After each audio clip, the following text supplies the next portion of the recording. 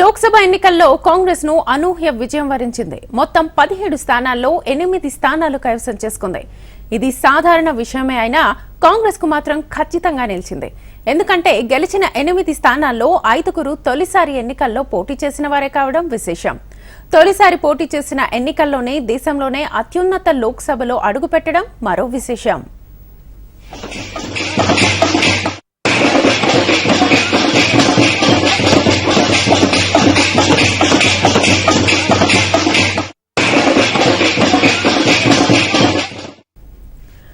రాజకీయాల్లో సర్పంచ్ నుంచి ఒక్కో మెట్టు ఎక్కుతూ ఎంపీటీసీ, జడ్పీటీసీ, కార్పొరేషన్ చైర్మన్, ఎమ్మెల్యేగా అవకాశం వస్తుంది.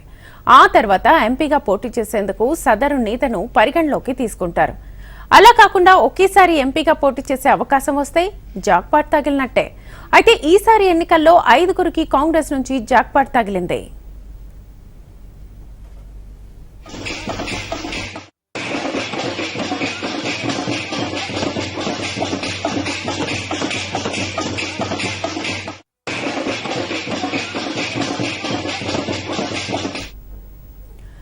నల్గొండ ఎంపీగా గెలిచిన కుందూరు రఘువీర్ ఎంపీ ఎన్నికలకు ముందు వరకు రాష్ట్రంలో పెద్దగా పరిచయం లేని పేరు.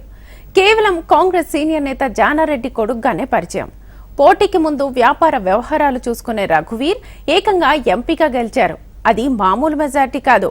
రాష్ట్రంలోనే అత్యధిక మెజార్టీ సాధించిన నేతగా కుందూరు రఘువీర్ నిలిచారు.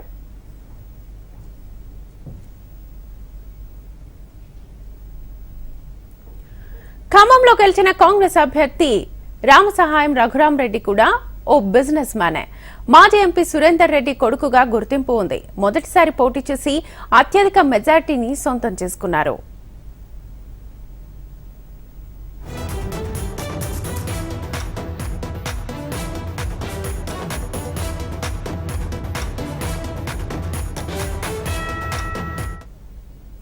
ఇక పెద్దపల్లి నుంచి విజయం సాధించిన గడ్డం వంశీకృష్ణ సైతం తాత, తండ్రి చాటు బిడ్డగానే కొనసాగారు.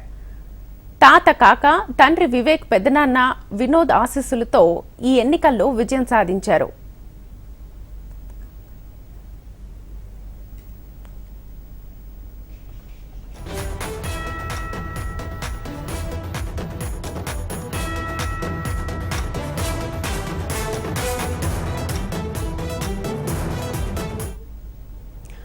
వరంగల్ నుంచి గెలిచిన కడియం కావ్య ఇప్పటి వరకు తండ్రి చాటు బిడ్డగానే ఉండి కొన్ని సేవా కార్యక్రమాల్లో పాల్గొన్నారు. బీఆర్ఎస్ నుంచి ఎమ్మెల్యేగా గెలిచిన కడియం శ్రీహరి కూతురు కోసం శతవిధాలా ప్రయత్నించి కాంగ్రెస్ లో చేరి టికెట్ సాధించి చివరికి విజయం సాధించారు.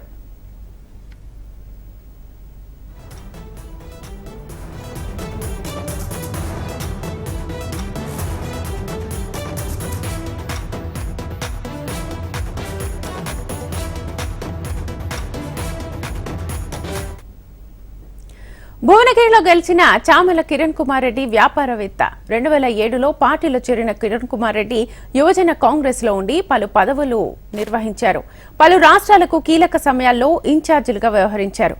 2021 నుంచి పార్టీ రాష్ట్ర ఉపాధ్యక్షుడిగా కొనసాగుతున్నారు. ఇప్పటిదాకా ఏ ఎన్నికల్లో పోటీ చేయకుండానే నేరుగా ఎంపీగా ఎన్నికయ్యారు.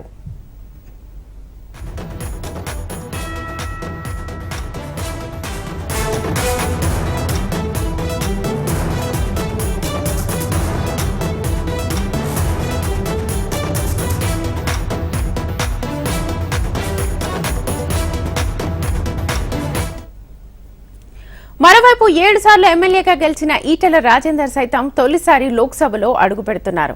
అంతకుముందు మంత్రిగా పనిచేసిన లోక్సభకు పోటీ చేయడం, భారీ మెజార్టీతో గెలుపొందడం ఇదే తొలిసారి కావడం విశేషం.